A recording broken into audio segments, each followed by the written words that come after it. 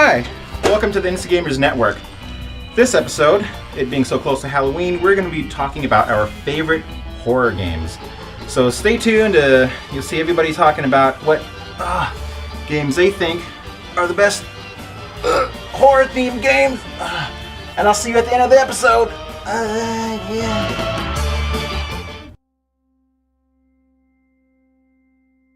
Hello, you have found me in the Bloody Inn, a tight little hand management game for 1 to 4 players with a macabre horror setting which plays in around 30 minutes.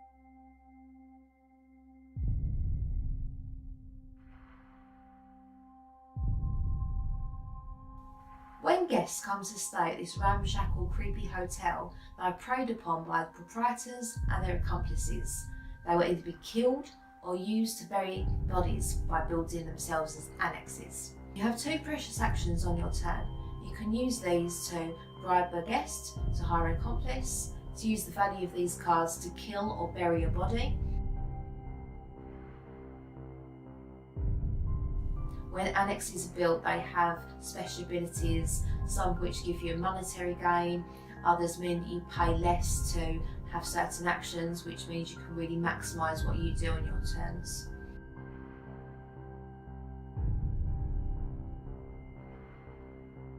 You can also launder money. This means that you exchange points on the board for a cash token, and these count towards your final scoring. The guests come into your hotel at random as you select them from your draw pile. Sometimes there'll be law enforcement. You need to make sure that you have no unburied bodies in sight or you'll be deducting points. So you need to help each other out a bit by either working together to get rid of them, i.e. kill them, or bury bodies underneath each other's annexes and you can split the profits. But you need to be a little bit careful with this because certain annexes only allow for 1 or 2 bodies underneath. So you don't want your opponent clogging up your annex with their dead bodies. If you could stomach the rather nasty thing, it is a really beautifully elegant game. It has simple yet clever mechanics, and it's one of those games where the more you play it, the more you realise all the things that can be done within the game. It's a bit of a grower, it really grew on me, and I really started to hone my skills a little bit as to the best way to try to win. And I think really the secret lies in making the most of your 2 turns as much as possible by getting the really good annex cards. One of my favourites is the Prince because it gives you lots of money at the end of the game and he doesn't mind knocking a few people off in the process. So the game ends when the second round of guests have left the hotel, and points are based on the amount of cash tokens you have and the score on the board, and also any extra bonuses you might have. And I actually found out recently from an Instagram buddy that this is actually based on a true story, and there actually was a inn in like 18th century France or something where they killed and ate the guests on like an insane murder spree. That's pretty grim. So thank you very much for watching. I'll see you next time. Hi, my name's Dave Adams, and you might know me on Instagram as nerdofwisdom. When it comes to horror, I feel that there are specifics about horror that I enjoy, and namely, it's not the suspense or the build-up. I enjoy the mystery and the gruesome horror of what lies within. And specifically in board games, one of the horror genres that I fall in love with is the Lovecraftian universe. And it all sort of started with this game, Elder Signs. Now, this is a game I've given props to quite a lot of late, and I feel for good reason, is that it is a great gateway game. It's an entry game not only into the theme and the mythos, but it also has some wonderful tension building. It has some great story that goes with it. The flavor text is there. The characters are interesting. The rooms are interesting. And plus there's also this wonderful dice mechanic which breaks away from the more popular Yahtzee style dice games. Games such as King of Tokyo, Age of War, and Yahtzee. Many games actually utilize the whole mechanic of you take the dice, you roll, you keep what you need, and then you have 2 re-roll. However, Elder Sign employs a different type of mechanic where you must lock in a die with each roll, and to complete tasks you must complete sections of the task all at once, and sometimes in certain orders. Can I just take a minute to just appreciate the quality of these components? And The card design is fantastic. Everything's laid out brilliantly, and it's so intuitive to play. There's risk, rewards, there's all the components that you need. But to actually utilize this theme, you look at what is required there, and you choose at least one of them. You don't have to choose beforehand, you can wait till you've rolled to decide, but you look at what you've rolled. I can actually fulfill that one, so I can put the die there, and then I just have to get the next two, and I can only fulfill one at a time, so I can't do all of them even if I rolled all of them at once. So I roll, I see what I've got. Okay, I do have enough. I can put down the investigators there, I can put down the scrolls there, and I've completed the card. I get the reward for the room. Huzzah. However, let's say that I'm going for the other one. I need 2 terrors. I only get 1 terror. I can't complete it, so I have to lock a die and roll again. So I roll and still don't have enough. So I have to lock a die, roll again. This time I roll 2 terrors. Great.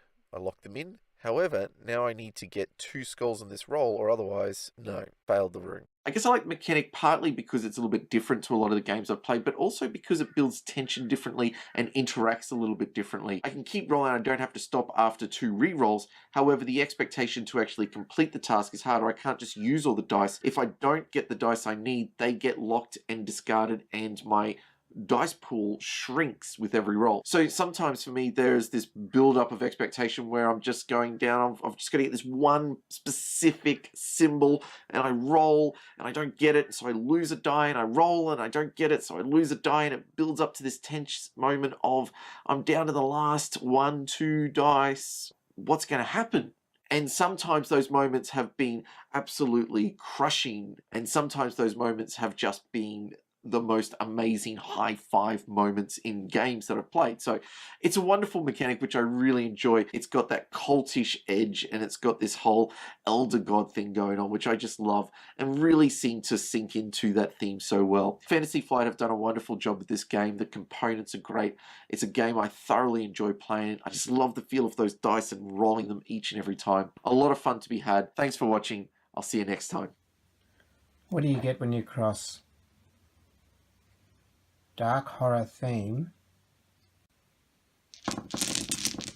with loads of dice? Well, you get The Others. Today on the Insta Gamers Network we have a horror board game special, and I'll be showcasing for you The Others, so be prepared or be consumed. Humanity is on the verge of an apocalypse. Demons, representing the 7 deadly sins, have come down to consume us all. One player chooses to play as the evil sins player, while up to 4 players then will represent the heroes of the game. As you can see, all the heroes have also been physically corrupted by the evil that they have been fighting. They all have dark pasts themselves. Everything about the game is modular and replayable. The sins player can choose which sin he's going to be for the game, and then he can also choose which evil minions he's going to use for the game as well. I'm going to use Corrupted Nuns, so it reminds you of The Conjuring 2, which is very scary. These choices are then represented by horrific dark minis to be used on the board. And as you can imagine, there is loads of content coming. The hero players will then choose their team. They always choose a team of 7, irrespective of how many players there are, and the number of players are who starts, and then the rest will sit on the bench. Then you get to choose your story, and as you can see there are plenty to choose from. The chosen story lists all the objectives which need to be completed by the hero players in order to defeat the sin and win. There's certainly no room for lone wolfing here. You have to play as a team and you have to think on your feet. Here the Pride Demon has just taken down one of the heroes. It's time to go to the reserve bench and replace him with a new one. If you had a situation where there is nobody left in the reserves, then the demons have killed off the last player character and they win the game. A cool feature about the gameplay is the hero characters can actually physically choose to take corruption. They move their corruption token up 1. This will then give them access to every special ability listed before it. The only thing is, if you use all your corruption, bad things are definitely going to happen to you. When you take a wound, you can choose which of the corruption benefits won't work for you. So once you've taken 5 wounds, your character dies and you need to get someone off the reserve bench. So there you have it, The Others. A nice dark horror action game. You're going to love it. I'm charmbo.gamer, and I'll see you on Instagram.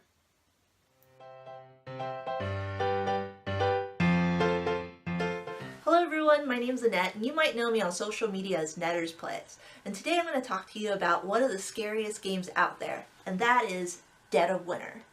Now, Dead of Winter is not just scary because it has zombies, but there's something even more terrifying out there.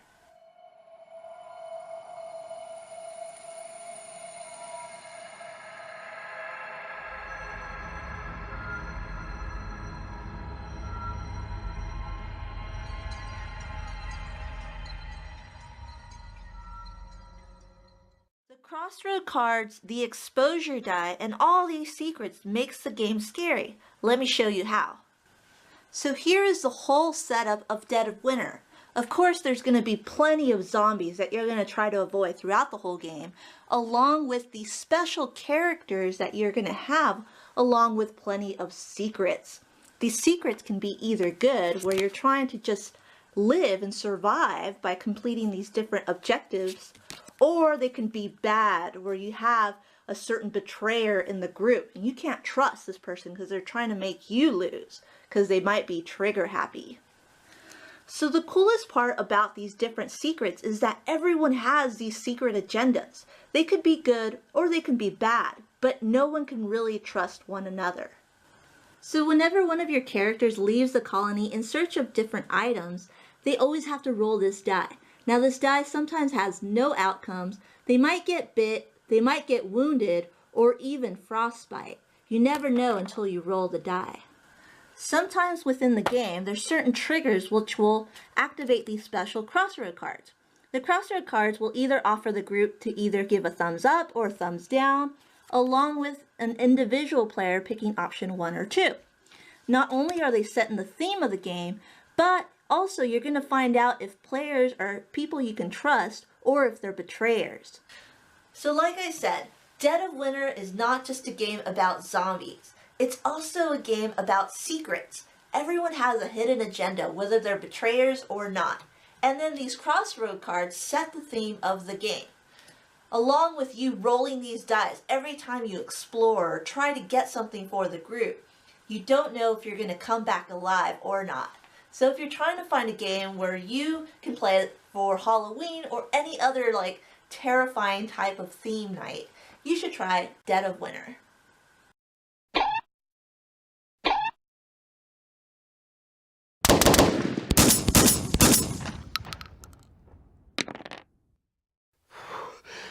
Hey everyone.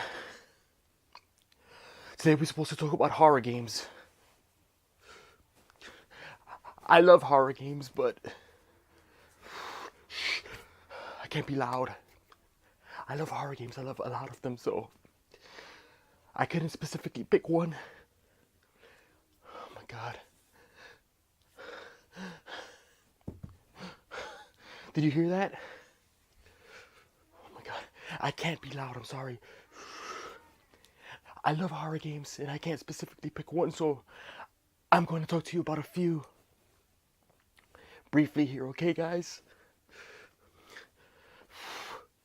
Let's get to it.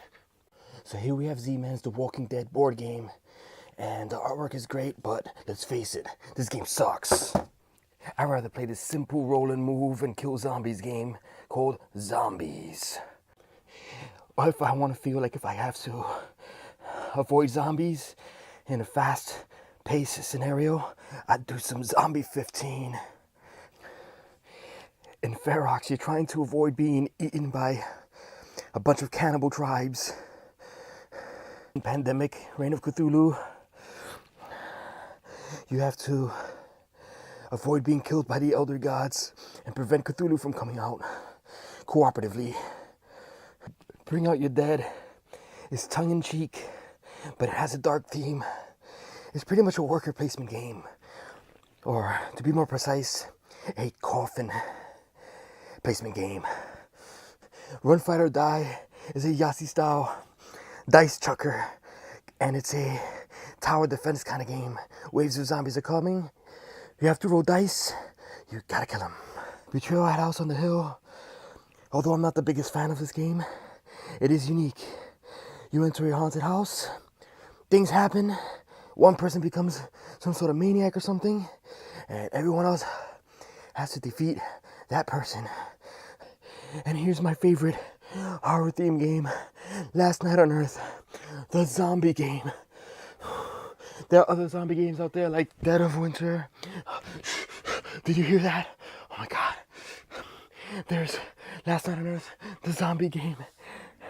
It doesn't get as much love as Dead of Winter or Zombicide, but this one's still my favorite because it's themed after 80s and 90s horror movies. It even comes with a soundtrack. Oh my god, did you hear that noise? What is that? I gotta get out of here. Alright guys, those are some of my favorite horror games. I gotta go.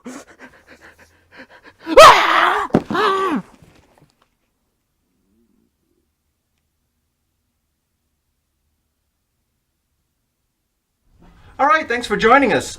Those were our favorite horror themed games. You can comment down below and tell us what games you think we might have missed, and tell us what your favorite horror themed games are. And we'll see you on the next episode.